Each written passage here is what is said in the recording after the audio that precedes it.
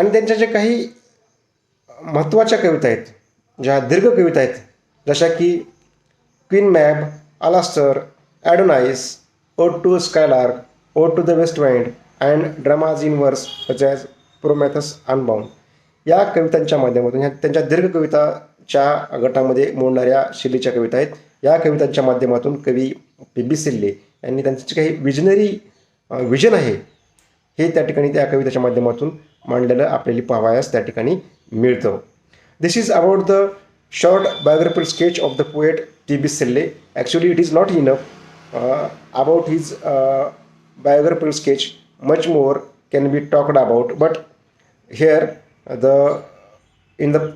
this has been prescribed by Savitribai Phule University, Pune, and that has been given in the short biographical sketch of the poet.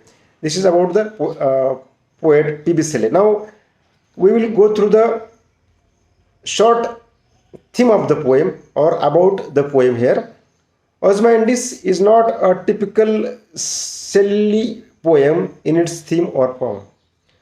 कवितेच्या बाबतीत जर विचार करायचा झाला तर ही प्रस्तुत कविता, ओझमांडिस नावाची कविता, ही टिपिकल शेलियन पोएम ही नाही.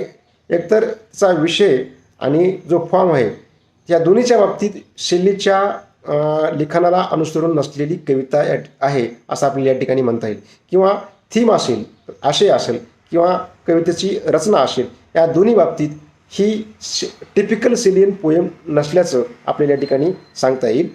Return in sonnet form, this philosophical poem deals with the transience of earthly power rather than about love or beauty which are recurring themes in Shelley's poetry. आता ही प्रस्तुत कविता सॉनेट फॉर्ममध्ये लिहिली आहे. सॉनेट फॉर्म म्हणजे काय? कविता लिखाणाचा एक प्रकार आहे किंवा एक कवितेचा प्रकार आहे. सॉनेट म्हणजे ते आपण मराठीमध्ये सुनीत म्हणतो. आणि ही एक फिलॉसॉफिकल पोएम असून ती जे काही ट्रान्झियन्स ऑफ अर्थली पॉवर्स म्हणजे ज्या क्षणिक गोष्टी आहेत या भूतलावरल्या, त्या क्षणिक गोष्टीविषयी भाष्य करणारी कविता आहे असं आपल्या या ठिकाणी म्हणता येईल. आणि या कवितेमध्ये कवितेचे जे काही लिखाणाचे मुख्य विषय आहेत, मग प्रेम असेल, सौंदर्य असेल, या शैलीच्या लिखाणाचे मुख्य विषय आहेत, तो विषय या कवितेमध्ये नसून जे काही भूतलावरील ज्या काही क्षणिक गोष्टी आहेत, ज्या क्षणभंगूर गोष्टी आहेत, ज्या नष्ट होणाऱ्या गोष्टी, त्या नष्ट होणाऱ्या गोष्टीविषयी या कवितेमध्ये कवी या ठिकाणी भाष्य करताना आपल्याला दिसतोय. The poet tells the reader about an antique traveller who in turn told him about a desert with a shattered statue in it. आणि कवी या कवितेमध्ये आपल्या वाचकांना त्या ठिकाणी एका अँटिक ट्रॅव्हलरची गोष्ट या ठिकाणी सांगतो आहे.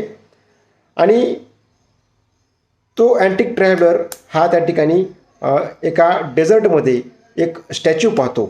तो स्टॅच्यू कसा आहे? मोडलेला आहे. त्या ठिकाणी त्या ठिकाणी खराब झालेला आहे. तो त्या ठिकाणी त्याचे हात पाय या ठिकाणी वेगवेगळे झालेले आहेत. अशा स्टॅच्यूविषयी त्या ट्रॅव्हलरची कथा या ठिकाणी या कवितेच्या माध्यमातून कवी सांगतो आहे.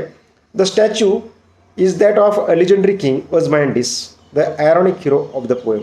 आणि मग हा स्टॅच्यू कोणाचा आहे? तर तो स्टॅच्यू आहे एका महान राजाचा. त्या राजाचं नाव होतं ओझमांडिस आणि तो एक आयरॉनिक हिरो या कवितेच्या माध्यमातून कवीने या ठिकाणी आपल्यासमोर प्रस्तुत केलेला आहे.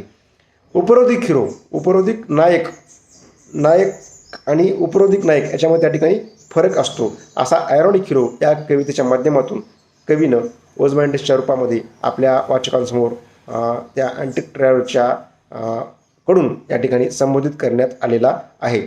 In antiquity Ozymandias was another name for the Egyptian pharaohs Ramesses second.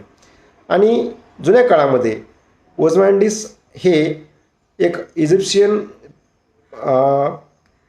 जो काही राजा झाला, पॅरो रॅमसेस सेकंड, ह्याचं नाव असल्याचंही त्या ठिकाणी आपल्याला ऐकवयास इतिहासामधून मिळतं. This is about the poem और about the short theme of this poem. I think you will understand the short biographical sketch of the poet P.B. Shelley as well as about the short theme given in this your syllabus book. In our next lecture, we will go through the poem and remaining part of this poem. Thank you. Thank you once again for being with me.